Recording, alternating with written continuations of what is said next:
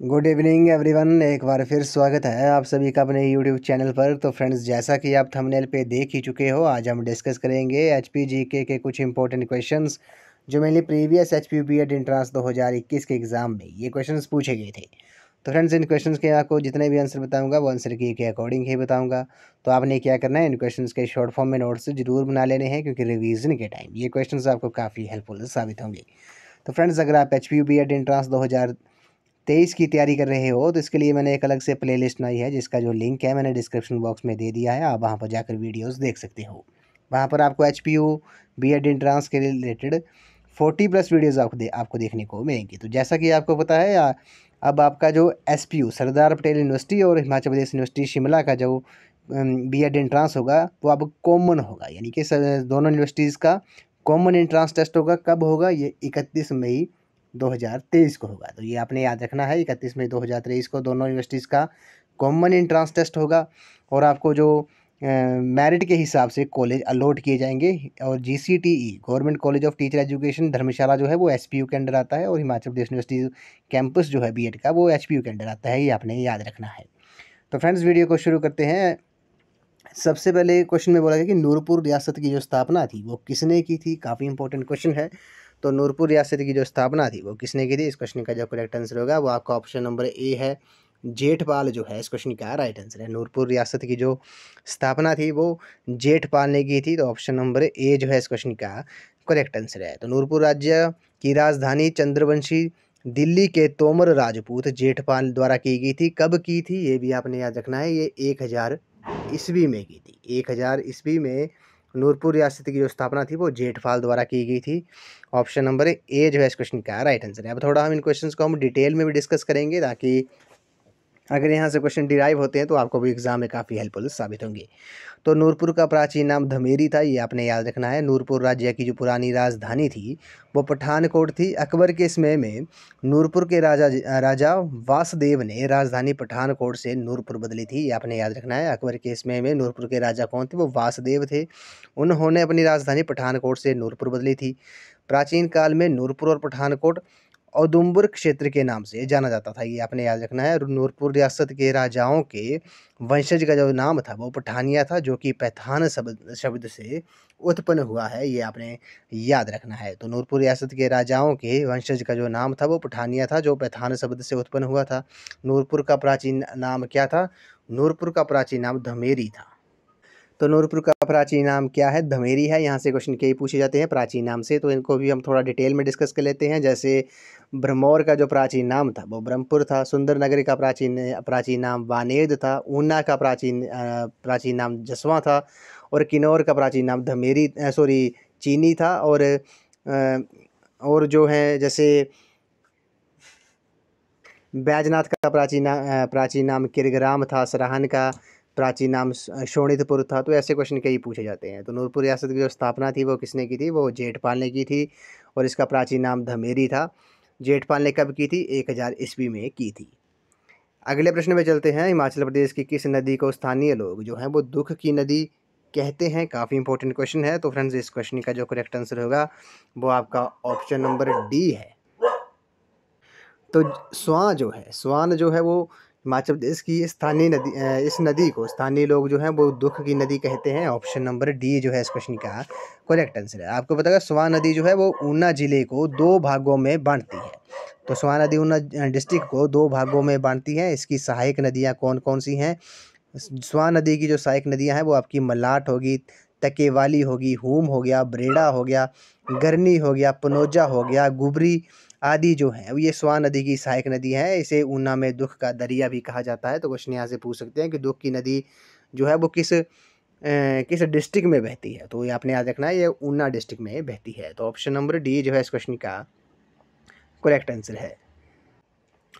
अगले प्रश्न में चलते हैं। इसमें बोला गया कि हिमाचल प्रदेश के पहले उपराज्यपाल कौन थे? काफ़ी इंपॉर्टेंट क्वेश्चन है। तो हिमाचल प्रदेश के जो पहले उपराज्यपाल थे वो मेजर जनरल हिम्मत सिंह थे, ये आपने याद रखना है। मेजर जनरल हिम्मत सिंह जो थे वो हिमाचल प्रदेश के पहले उपराज्यपाल थे। तो यहाँ से कई क्वेश्चन पूछे जाते हैं। जैसे हिमाचल प्रदेश के प्रथम मुख्य आयुक्त कौन थे? तो श्री NC मेहता जो थे वो प्रथम मुख्य आयुक्त थे। प्रथम उप मुख्य आयुक्त जो थे वो कौन थे? वो आपके श्री ईपी पूर्ण थे। प्रथम उपराज्यपाल जो थे वो मेजर जनरल हिम्मत सिंह थे। प्रथम मुख्यमंत्री डॉक्टर यशवंत सिंह परमार थे। प्रथम राज्यपाल श्री एस चक्रवर्ती थे, ये भी आपने याद रखना है। प्रथम मुख्य न्यायाधीश जो थे वो न्यायमूर्ति हमीदुल्ला बेग थे। और प्रथम महिला मुख्य न्यायाधीश जो थी वो श्रीमती लीला सेठ थी। प्रथम विधानसभा अध्यक्ष पंडित श्री जयवंत राम थे। प्रथम विधानसभा उपाध्यक्ष श्री कृष्ण चंद्र थे, ये आपने याद रखना है। उसी तरह प्रथम विधानसभा सचिव जो थे वो श्री NC नंदी थे। प्रथम लोकायुक्त जो थे वो न्यायमूर्ति TB टाटाचारी थे, ये आपने याद रखना है। तो ऑप्शन नंबर ए जो है इस क्वेश्चन का राइट आंसर है। हिमाचल प्रदेश के पहले उपराज्यपाल मेजर जनरल हिम्मत सिंह थे। अगले प्रश्न में चलते हैं। प्रथम विश्व युद्ध के दौरान किस हिमाचली ने विक्टोरिया क्रॉस जीता था? काफ़ी इंपॉर्टेंट क्वेश्चन है। तो प्रथम विश्व युद्ध के दौरान किस हिमाचली ने विक्टोरिया क्रॉस जीता था? तो ये जमादार लाला राम ने जीता था। ऑप्शन नंबर बी जो है इस क्वेश्चन का करेक्ट आंसर है। जमादार लाला राम ने प्रथम विक्टोरिया क्रॉस विजेता थे हिमाचल के प्रथम विश्व युद्ध के दौरान। उसी तरह प्रथम परमवीर चक्र विजेता कौन थे? ये मेजर सोमनाथ शर्मा थे। प्रथम महावीर चक्र विजेता जो थे वो लेफ्टिनेंट कर्नल कमान सिंह थे, ये आपने याद रखना है। प्रथम वीर चक्र विजेता जो थे वो हवलदार तोपगे थे।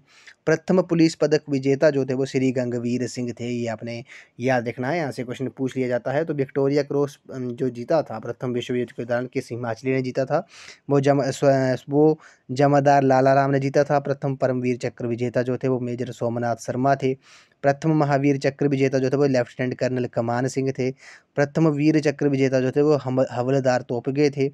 और प्रथम पुलिस पदक विजेता जो थे वो श्री गंगवीर सिंह थे, ये आपने याद रखना है। ऑप्शन नंबर बी जो है इस क्वेश्चन का करेक्ट आंसर है।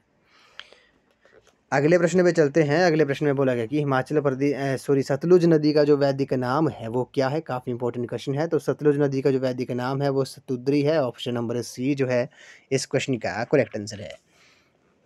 आपको पता है हिमाचल प्रदेश की 5 प्रमुख नदियां हैं। ये हिमाचल प्रदेश मुख्यतः 5 नदियों का प्रदेश है। अब ये 5 नदियां कौन कौन सी हैं आपको पता होगा। सतलुज, चिनाब, रावी, व्यास और यमुना जो है वो हिमाचल प्रदेश की 5 प्रमुख नदियां हैं। इनके बारे में थोड़ा हम डिटेल में डिस्कस कर लेते हैं। जैसे सतलुज का जो वैदिक नाम है वो शतुद्री है। संस्कृत नाम जो है वो शतद्रु है। उसी तरह व्यास का वैदिक नाम अर्जकिया है। संस्कृत नाम विपाशा है। रावी नदी का वैदिक नाम पुरुषणी है। संस्कृत नाम जो है वो इरावती है। चिनाब का वैदिक नाम अस्कनी है। यमुना का वैदिक नाम कालिंदी है, ये आपने याद रखना है। और सतलुज जो है वो हिमाचल प्रदेश की सबसे लंबी नदी है, जिसका हिमाचल प्रदेश में कितना प्रवाह क्षेत्र है ये आपको पता होगा। 320 किलोमीटर जो है वो सतलुज नदी जो है वो हिमाचल में बहती है। उसी तरह यमुना जो है, यमुना हिमाचल प्रदेश की सबसे छोटी नदी है, जिसका सबसे कम प्रवाह है, यानी कि वो सबसे कम बहती है हिमाचल प्रदेश में। हिमाचल प्रदेश में चिनाब नदी का जो प्रवाह क्षेत्र है 122 किलोमीटर बहती है। रावी नदी जो है वो 158 किलोमीटर बहती है। व्यास नदी है जो 256 किलोमीटर बहती है। सबसे छोटी नदी जो है हिमाचल प्रदेश की वो यमुना नदी है, ये आपने याद रखना है। सतलुज नदी का उद्गम स्थान आपको पता होगा। सतलुज नदी का जो उद्गम स्थान है वो मानसरोवर झील से, रक्सताल झील से होता है। तिब्बत से बाणासुर जो था वो मानसरोवर से सतलुज को हिमाचल प्रदेश में लाया था।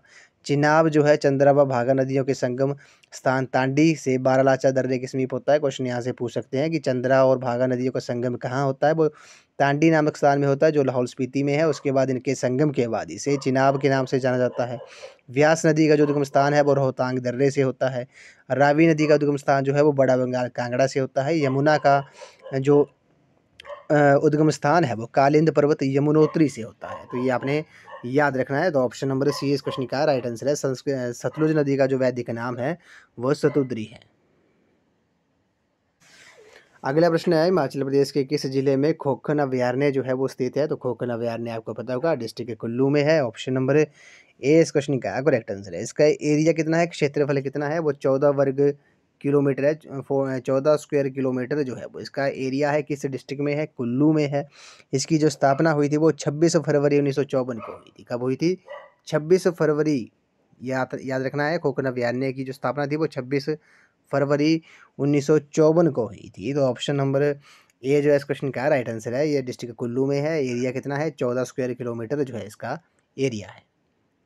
अगले प्रश्न पे चलते हैं। शिमला जाने वाले भारत के पहले गवर्नर जनरल कौन थे? तो आपको पता है लॉर्ड एमहर्स्ट जो थे वो शिमला जाने वाले भारत के पहले गवर्नर जनरल थे। ऑप्शन नंबर सी जो है इस क्वेश्चन का करेक्ट आंसर है।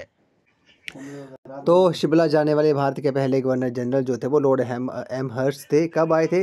ये 1827 में आए थे। कब आए थे? 1827 में ये शिमला आए थे। और ये कहाँ ठहरे थे ये भी आपको पता होना चाहिए। 1827 में शिमला के ग्रीष्मकालीन प्रवास के दौरान कैनेडी हाउस में ठहरे थे। तो कैनेडी हाउस में ठहरे थे शिमला जाने वाले पहले भारत के पहले गवर्नर जनरल जो थे वो लॉर्ड एमहर्स्ट थे। 1827 में ये आए थे। अगला प्रश्न है हिमाचल प्रदेश का राज्य दिवस जो है वो कौन सा है? काफ़ी इंपॉर्टेंट क्वेश्चन है। इसमें कई बच्चों को कन्फ्यूज़न होती है।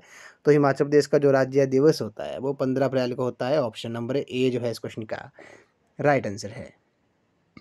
तो आपको पता होगा हिमाचल प्रदेश का जो गठन था वो 15 अप्रैल 1948 को 30 छोटी बड़ी रियासतों को मिलाकर हुआ था। 1948 से लेकर 1951 तक हिमाचल प्रदेश मुख्य आयुक्त क्षेत्र था। 1951 से लेकर 1956 तक हिमाचल प्रदेश ग श्रेणी का राज्य बनाया गया। 1956 से 1971 तक हिमाचल प्रदेश को केंद्र शासित प्रदेश बनाया गया। और अंततः 25 जनवरी 1971 को हिमाचल प्रदेश को पूर्ण राज्य का दर्जा प्रदान किया गया। ये देश का 18वां राज्य बना था। ये आपने याद रखना है। तो 25 जनवरी 1971 को इसे पूर्ण राज्य का दर्जा दिया गया और ये भारत देश का 18वां राज्य बना था। तो ऑप्शन नंबर ए इस क्वेश्चन का राइट आंसर है। हिमाचल प्रदेश का राज्य दिवस कौन सा है? 15 अप्रैल है। ऑप्शन नंबर ए इस क्वेश्चन का राइट आंसर है।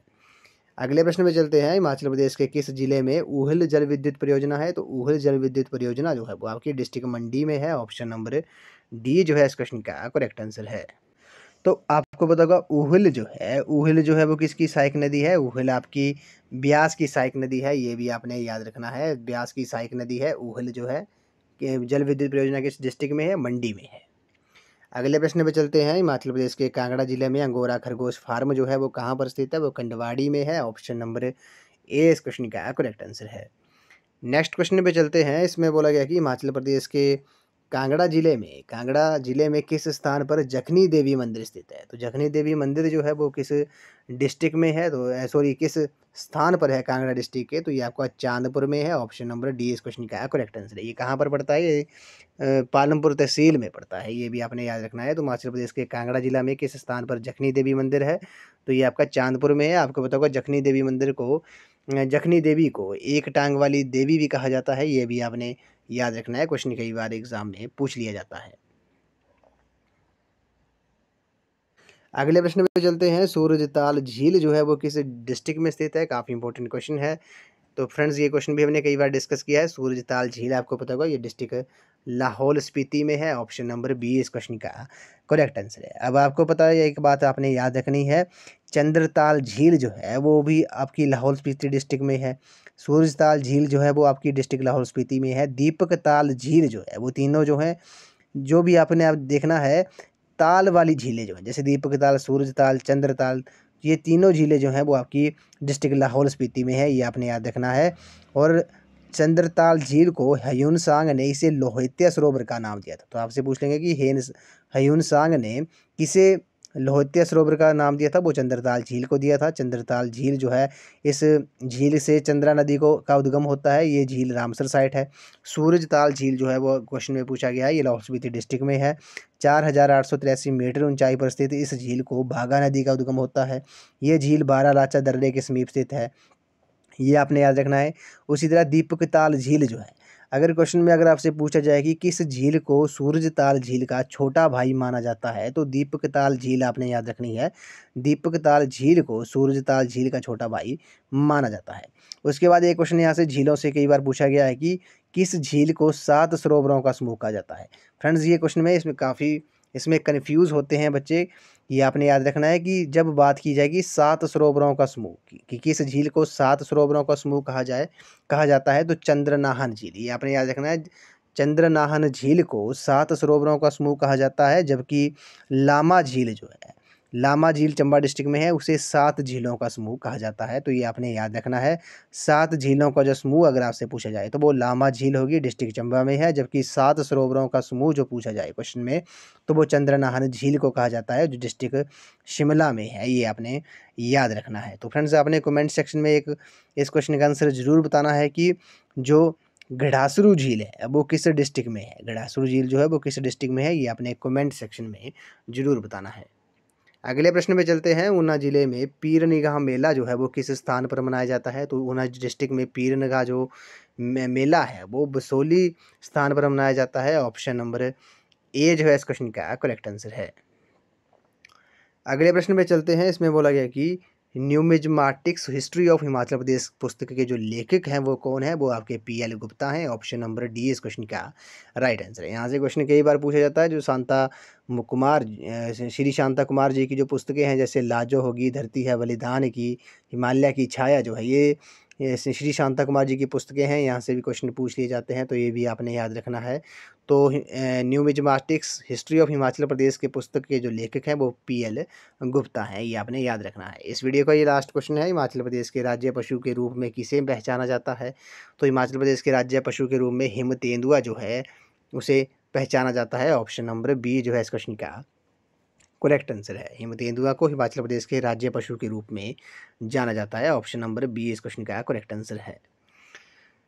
तो फ्रेंड्स, आज की इस वीडियो में बस इतना ही। आज हमने एचपीयू बीएड एंट्रांस 2021 का जो एग्ज़ाम हुआ था उसमें जो एचपी जीके के क्वेश्चंस को हमने डिटेल में डिस्कस किया। इन क्वेश्चंस को हमने थोड़ा डेप्थ में भी डिस्कस किया, ताकि यहाँ से अगर क्वेश्चन डिराइव होते हैं तो वो आपको एग्ज़ाम में काफ़ी हेल्पफुल साबित होंगे। तो फ्रेंड्स, अगर आप एचपीयू बीएड एंट्रांस 2023 की भी तैयारी कर रहे हो तो इसके लिए भी मैंने एक अलग से प्लेलिस्ट बनाई है, जिसका जो लिंक है मैंने डिस्क्रिप्शन बॉक्स में दे दिया है। आप वहां पर जाकर वीडियोस देख सकते हो। वहां पर आपको एचपीयू बीएड एंट्रांस के रिलेटेड 40+ वीडियोज़ आपको देखने को मिलेंगी।